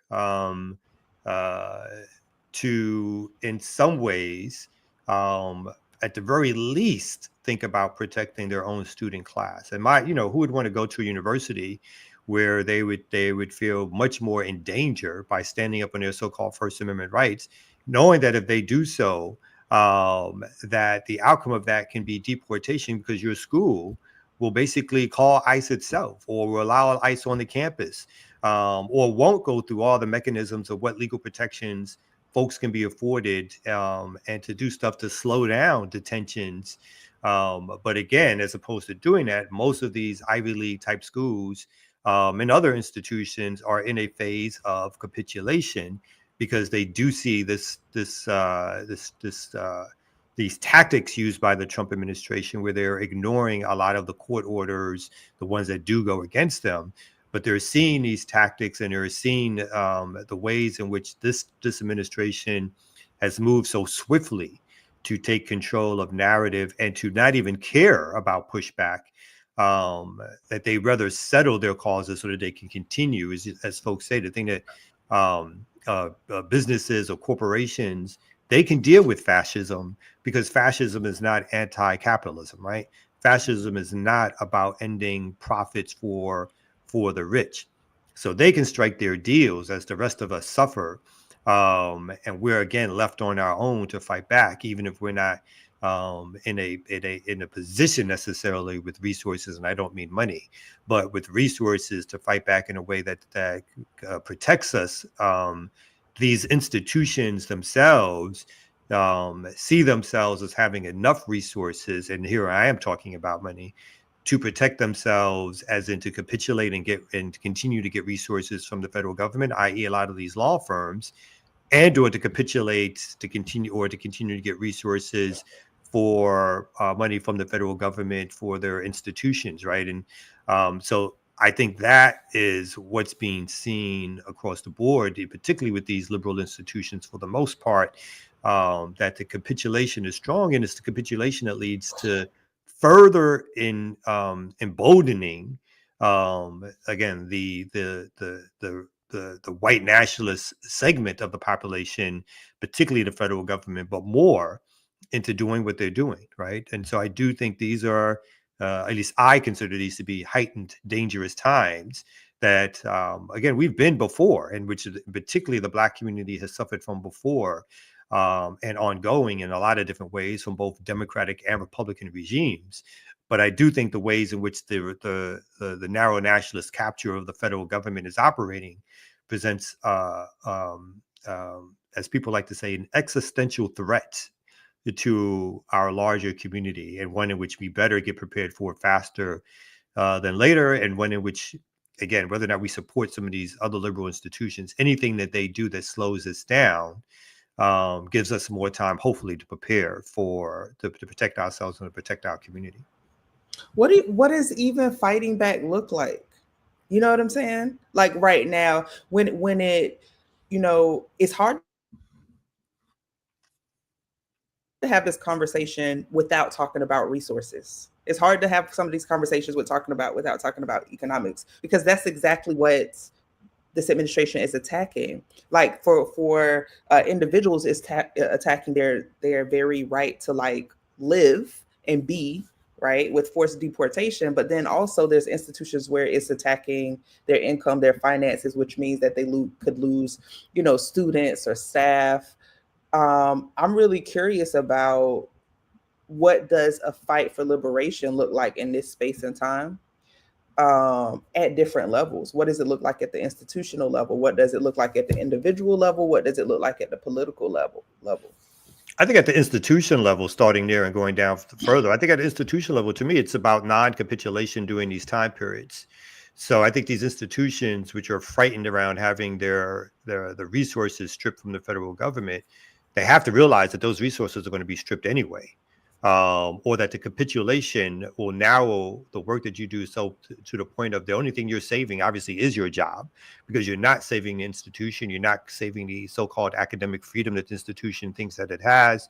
You're not allowing students to even think through alternative visions of what society should be like, because you're capitulating, removing books, removing courses, monitoring how these things are even taught. So I think from these institutional standpoints, which I expect the least from, right? So again, like it's for the most part, am not shocked anytime these institutions capitulate, which is why I think when such a huge institution like a Harvard doesn't overtly capitulate to the degree that others have, maybe that can be some sign. I do agree with that theory or thinking. But at first, I think these institutions have to stop capitulating. I think from a grassroots level, again, and that includes a lot of us either in the chat or folks associated with this channel. We have to be at our best when it comes to organizing, which means we have to be able to, for us to see where it is in community that we can draw strength from, how we can pull people over to our side. What are the small institutions that we can build that show that there are models in terms of what some of the alternatives can look like? Are we prepared in other ways to safeguard and to defend in some level, which again, may not defend in terms of stopping, but how do you slow some stuff down? How do you show other folks models of what resistance can look like? When we saw earlier, I'm forgetting the actual town, but when we saw earlier when these white militias started doing protests near a Black community, how the larger Black community all of a sudden began to get guns and to say, we're going to do community self-defense. Not that we're going to do know your rights trainings, but we're going to do community self-defense. That has a certain uplift effect to other communities who also see the possibilities of protecting themselves. And I think that's extremely important. I think thinking through strategies around food sovereignty, around travel, around where do we go to be safe, I think those things have a large impact on the viability of struggle at a grassroots level.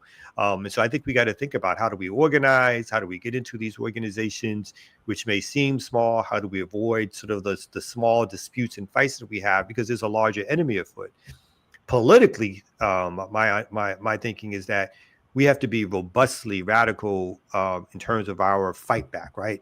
We have to call out what empire is, call out what's happening in terms of what the Trump administration is, call out what's happening in terms of what the prior administration was, and the narrow differences between the Republicans and the Democrats, and how empire is empire, and how what they really want us to do in terms of the Democratic side is to just think of Trump as the enemy, and then we go back to voting as always for some moderate to / liberal Democrat who basically carries on the work of empire, right? I think we have to be really clear about our politics when it comes to this stuff. And again, there may be strategies and tactics that may not always be the most radical, but gives us space. But if we have an analysis that's radical around what empire is, what it's here to do, then even if this one hurdle gets over and let's say Trump is somehow, if there is another election and Trump is somehow defeated, that we don't go back into a sense of complacency that what seemed to be that larger danger is over. I think this is a time for us to kind of have these last 10, 12 years, 20 years in this country. I think for some, the politics are already there, but we have to use it as an example for what empire is, how empire operates, how the differences, the nuances between the Democrats and Republicans can be important for us in terms of our own exploiting of those differences, but those differences are narrow differences, and they're not differences around ending empire or ending white supremacy, ending capitalism. They're differences around how to better manage it. And as long as we're clear about that, then we have to be able to put ourselves in a position, I would say, intellectually, politically, to fight back against it. I feel like we're so far from anything that looks like progress with this administration that just simply another person coming in and bringing it back to status quo is going to feel revelatory and like progress to a lot of people. Like, just if the next president comes in and they restore all of the stuff that Trump has demolished or taken away, or they unban books, that's going to look like it's easy for that person, if they're from the Democratic Party, to come in and they look like a whole, you know what I mean, a lot more than a hero than they actually are. Like, that's a little bit of concern for me. Another concern that I feel like I have is, as we even talk about organizing or grassroots organizing, I don't know our capability or appetite for organizing outside of the nonprofit industrial complex, which we get into that, and then we're more you know what I mean, more dependent on these same systems, on these same structures that we are trying to organize against. So I'm curious about, like, on the national level, like, another person could come in and just reverse what he did, and then we're back to business as usual. So it makes me feel like if we're going to do something and take action right now, I feel like it's a time where people are being more radicalized, more, you know what I mean, and more emboldened to respond, as opposed to if we had a Democratic president right now. I don't feel like people would be as up in arms. And then again, on that smaller, more institutional level, I feel like the way that we grassroots organize is like, let's apply for some grants and start a 501c3. I think you're right on both counts. I think that's the danger. That's always the danger, is like the Democrats claim that they're the safer alternative. And even when they get back in power, what they'll do is they won't change all of the policies of Trump, but they will change some of them and claim that those are victories, that they, like you said, like they stopped the banning of books in some ways. And then that's, but they'll never bring back, even when Harris was running, the pro-genocide Harris was running, part of their platform was never around, again, something that some may consider a side issue, but important in some ways. They never talked about affirmative action. They never talked about bringing back affirmative action or fighting for it in some ways, because what was lost for them, that, right? So, but I agree. I think that's the biggest danger. And again, in sad ways, the most likely outcome is that that there are enough people that see that these policies, if they begin to wreck the economy, go too far, and don't bring them back sort of a stability of economics, that then their decision is to go towards whomever the Democrats bring in. Because again, we, as whatever left is constituted in the United States, is too weak to project itself to stop that, right? And then there's also the capture of left energy by people like an AOC or Bernie Sanders, which again herds people right back into the Democratic Party. And then the Democratic Party again continues with the stance that's pro-genocide, continues with capitulation and or agreement with capitalist interests, and then does enough, as you say, to get oppressed classes, whether or not they're Black, LGBTQ, immigrants, women, to get oppressed classes, enough of the oppressed classes back on board to be like, isn't this better? Isn't this better than what you had before?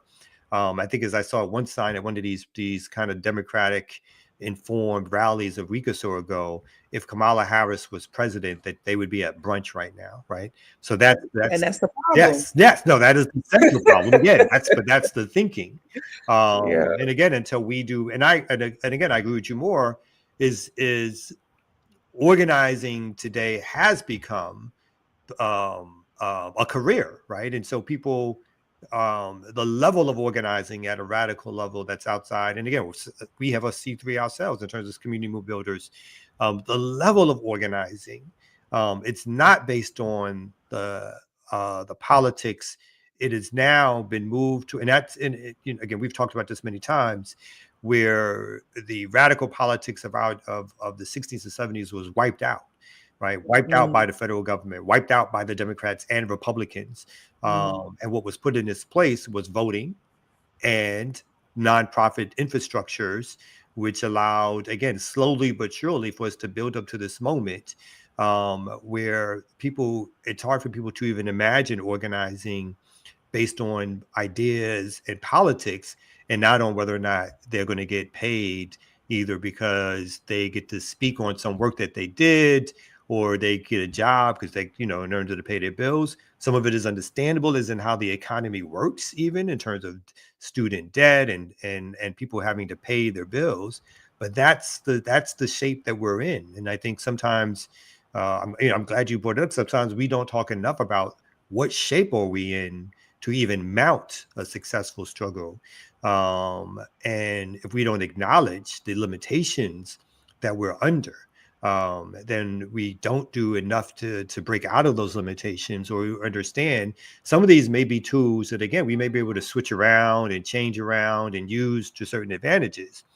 but in and of themselves, they are not tools for liberation.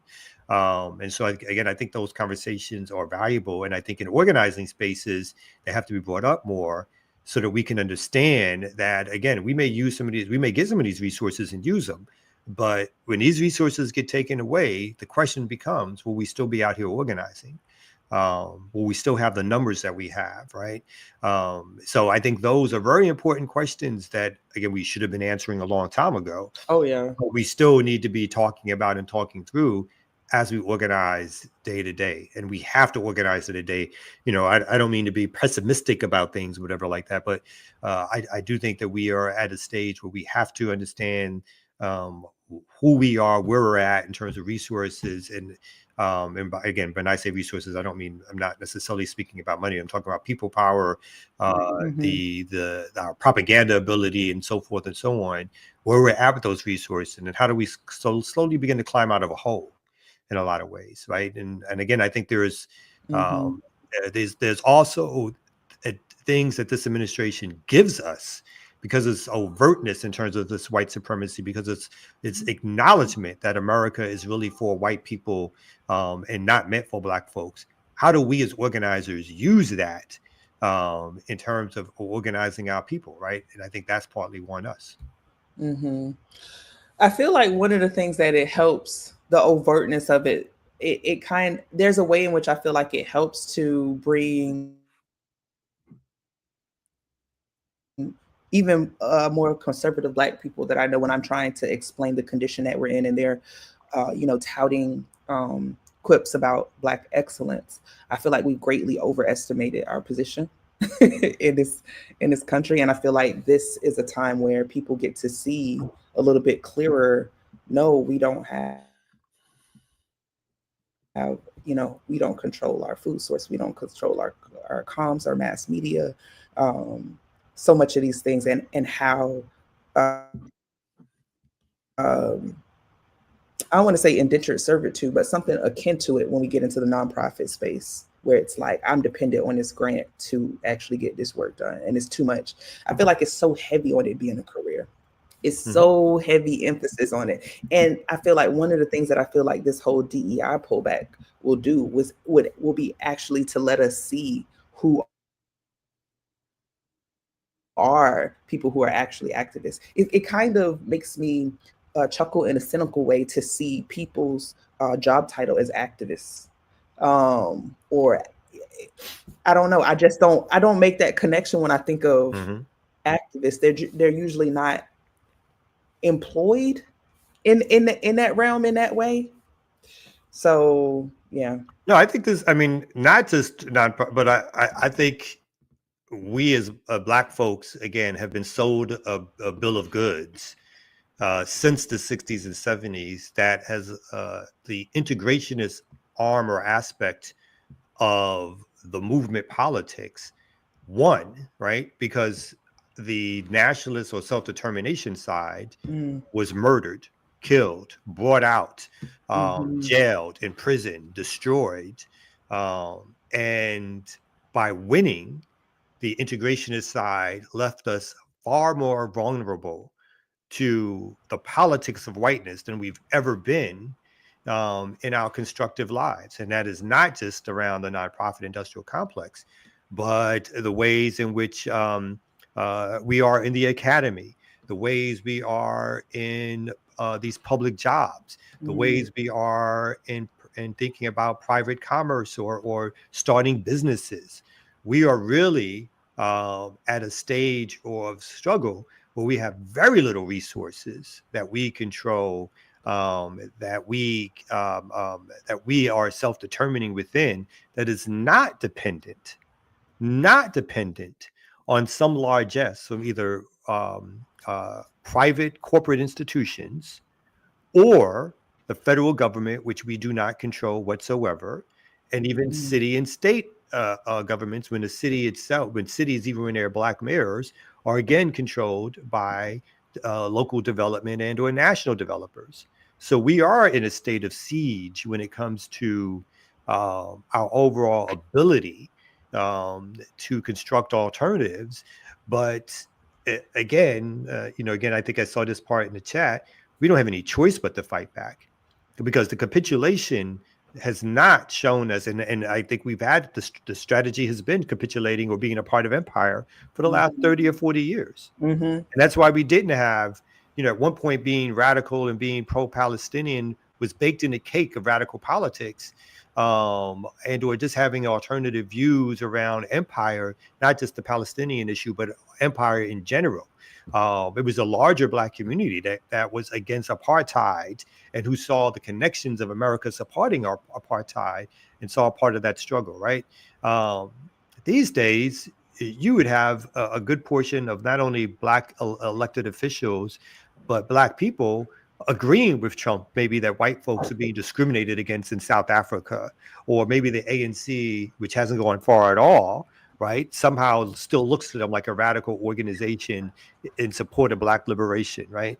So we've been so, excuse my French, mind fucked into wanting to be a part of empire that it's we're almost remodeling what self-determination, radical Black politics looks like, that can be of interest to the larger Black community.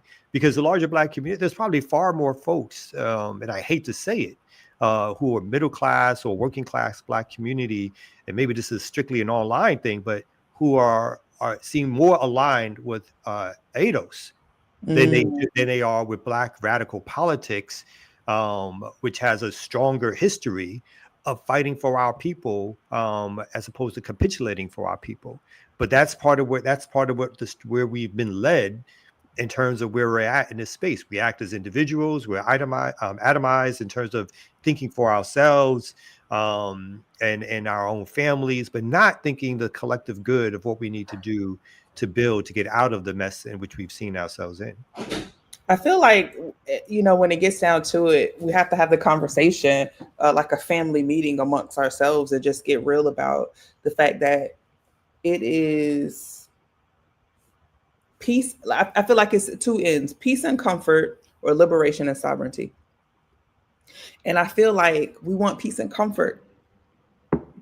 And peace of comfort, you know what I'm saying? Peace and comfort is not liberation, and it's not necessarily sovereignty in this construct that we currently live in. And to be able to have that conversation on a real level, to say, are you willing to give up your peace and comfort for liberation and sovereignty? And most people aren't. I agree. Speaking to somebody who may be, though, let's bring up the ear doctor. Man, listen, y'all can organize, march, do all y'all want with these Yorugus, but I'm getting my paperwork together so I can go get on the ship with Gail King and Katy Perry. Where y'all going? We going out of space. You going to Mars? For 10 minutes? Y'all going out of space for 10 minutes? We doing something, man. I don't know. I just trying to get down with the sisters. They said, listen, we out of here. You know what I'm saying? And they came right back down. They still as bitches they were when they went back. Right. Speaking of sisters, did y'all see in recent news, Candace Owens is... She'll come back. Say it one more time. Candace Owens is what? Candace Owens is trying to be Black again. No. Yeah. No. Yeah. I will let you. I will look up a story when your doctor does the break, so we can talk about that. Yeah. I mean, I gotta find a clip too. There's a few clips that I saw. Okay. Can you put them in a private chat? Yeah. Let's not use your computer over there. You know what? Ain't nobody asking you anything. Go back off screen. It's a glitch in the matrix. This is the Remix Morning Show, y'all. We'll be right back with some more.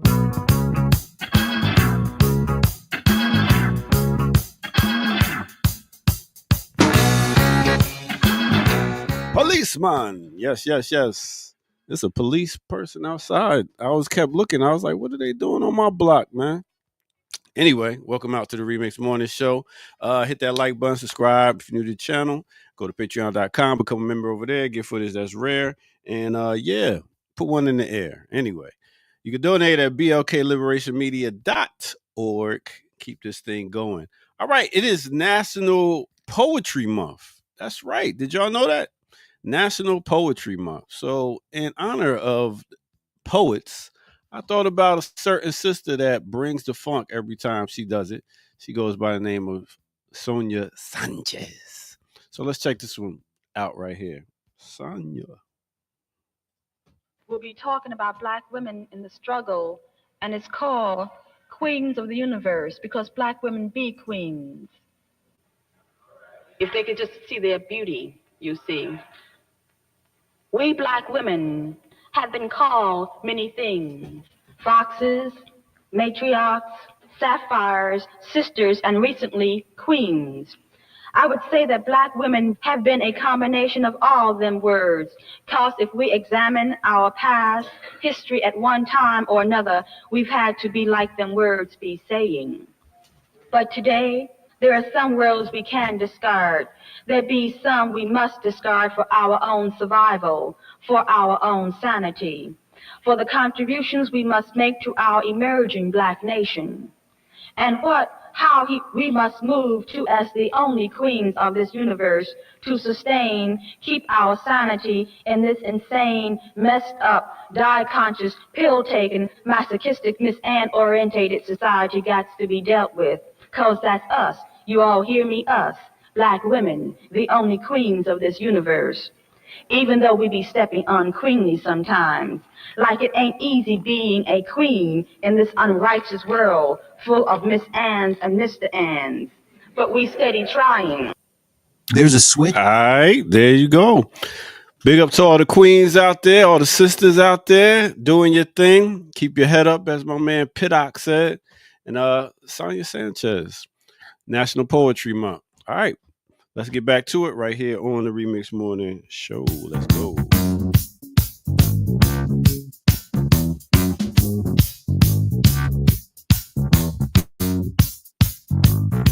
Son, the one time in my life that I fanboyed out over Sonia Sanchez. Yeah.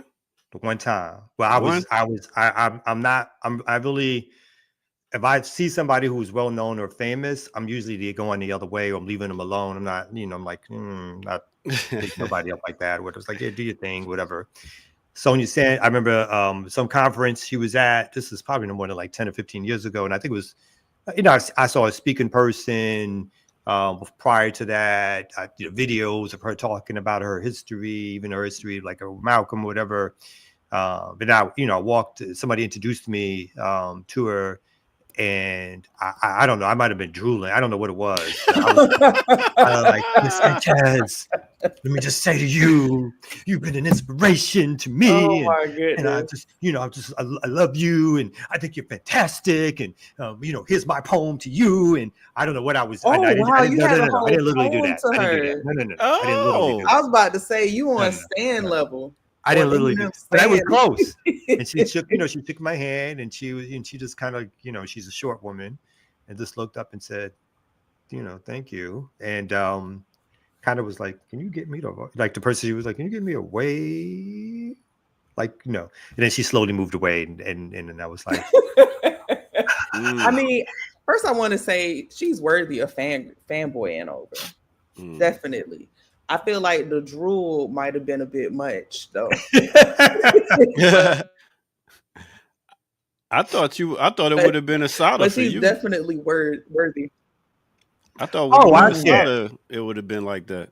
Yeah, but I was trying to play it too cool when I met Asada. One, I was doing security, and I was security, top flight. I don't know what that means, but okay. So I was doing security when we was in Cuba, and she came and spoke. And very similarly, it just felt like I didn't want to pressure her, like, just be another person who was like surrounding her, considering how she may feel about being surrounded or whatever. So I was telling somebody the other day, though, we chopped it up, though. You know what I'm saying? We played spades. I think I beat her. I beat everybody at spades. I don't care if you're revolutionary or not. You know what I'm saying? We got a victory. We got a victory over here. You know what I'm saying? We hung out later, dinner, all that kind of stuff. So I appreciate my getting to meet and know. You got pictures? Oh yeah. I've got pictures. In fact, I got pictures behind me. But I also tell people, like, one of the things, like everybody, when you go to Cuba, at least 20, 30 years ago, when folks went to Cuba, they wanted to meet Asada And I met other political exiles and became really close to Nahanda Abiodun.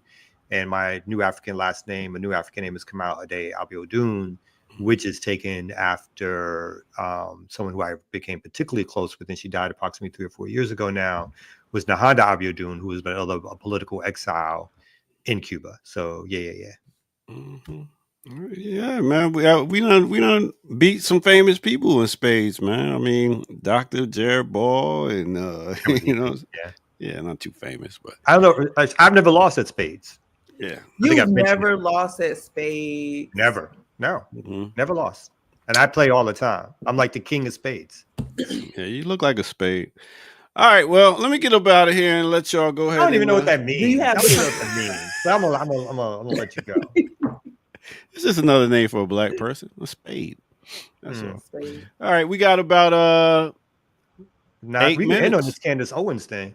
Yeah, go ahead and I mean, it's two of them that we could like look at. The first one is more detailed, but you can't get access to it. There's an article in the New Yorker that I feel like does a really deeper breakdown. But if folks just Google Candace Owens rebrand, basically what it is, really, I feel like she's largely an opportunity. She thought that she was going to be hired by the Trump administration after all of the free labor that she was, doing to shoot down the Democratic Party and saying all of these anti-Black things. And then she just started, there was a flip where she didn't get hired into the administration. So she started going to all of these different Black radio stations, and she went on the Breakfast Club, and she's like just trying to ingratiate herself with like Black culture and Black people in a deeper way. And she's even started to speak out a bit more against Trump. I wish I would have had the specific article that I was looking at queued up, because there was a few things that came up that was just like, oh wow. But yeah, that was just a thing that passed by my eyeballs, and I was like, how does she? There's no way. I don't see how she would be able to rebrand. Like we see you. Like you're not invited to the cookout. Like. Yeah. I don't. I was looking for something specifically about what she may have said recently. Yeah. This article just talks about her trying to rebrand, but I don't see them pointing out specifically what she said. So it just says Candace Owens on Black America. Let me see if I can pull this up real quick, because I'm so. Those with Robinhood Gold can enjoy a 3% IRA. Let's not do that. What happened? Yeah, let's not do that. Do the commercial. What about 3, 2, 1, and then the commercial is over? Or you can take. I know I could have done all that. Yeah, this is kind of long. I mean, you would have to. Yeah, you would have to actually, You're not gonna watch the whole thing. We have a few questions for you. Just a few. Where the questions coming from? The Black quiz questions. Where's the Black quiz at? We have our own questions. Oh, cool. We came with our own questions. Oh, okay. Like, where are these questions? Yeah, they quizzing her on her blackness. Let's not. I'll stop it. This for you. I'll stop it. Thank you. But let me just say It was painful. I thought I did stop it. Yeah, you stopped it over here. I ain't stopped. No, I just stopped it just now. My bad.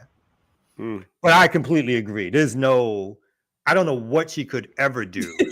You can't convince anybody that she is in support of, likes, loves, thinks about Black people in some collective fashion that's around our liberation, self-determination, or whatever like that. She might be coming to your conference, Kamal.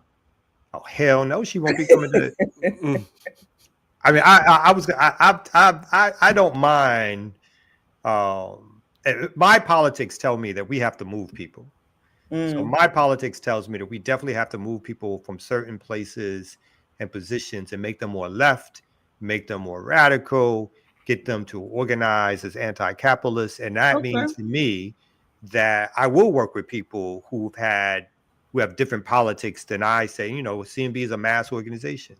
However, there are also people who have overtly sided with empire.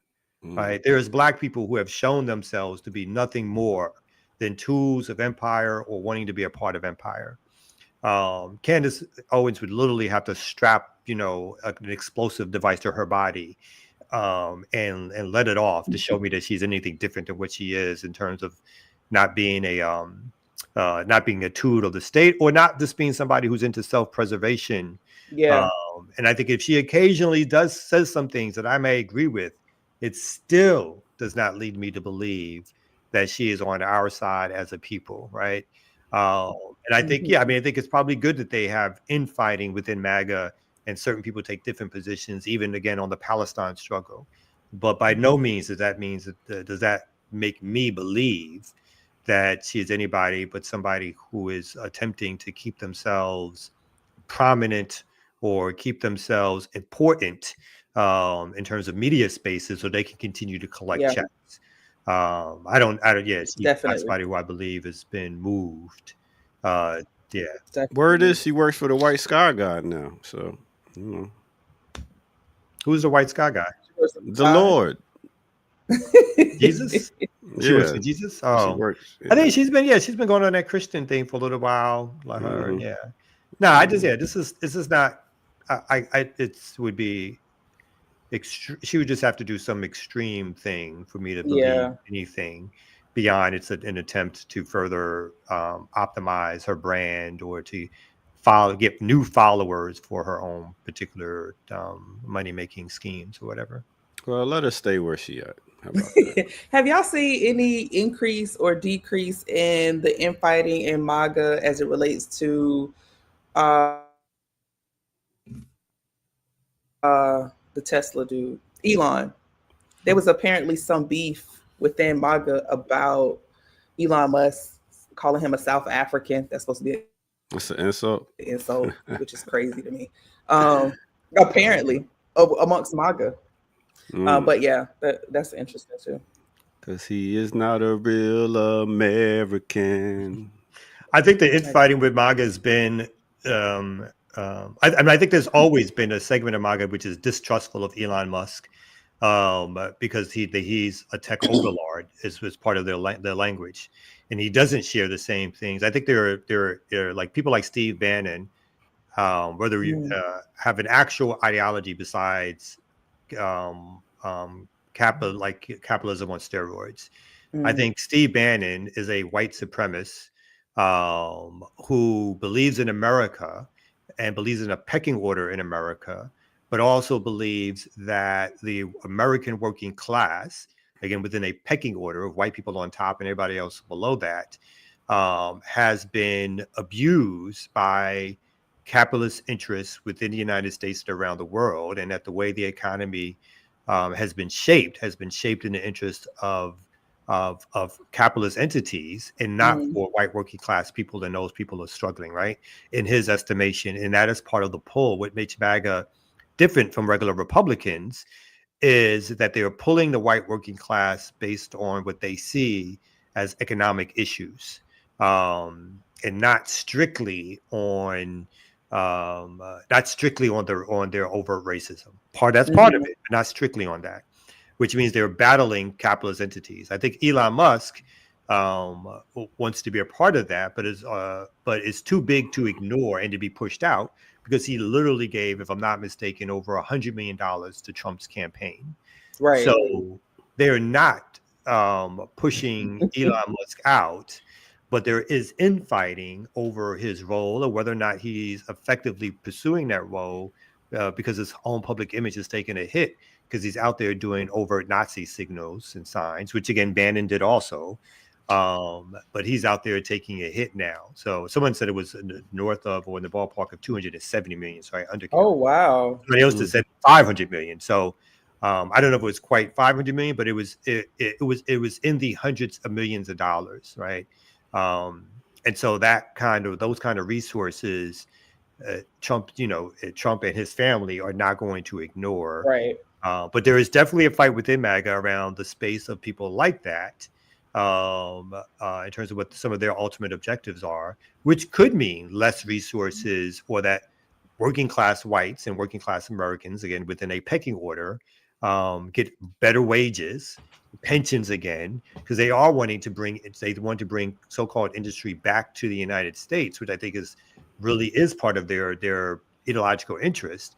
Mm-hmm. And people like Elon Musk is like, why the Americans are, as he said stupid. earlier, stupid.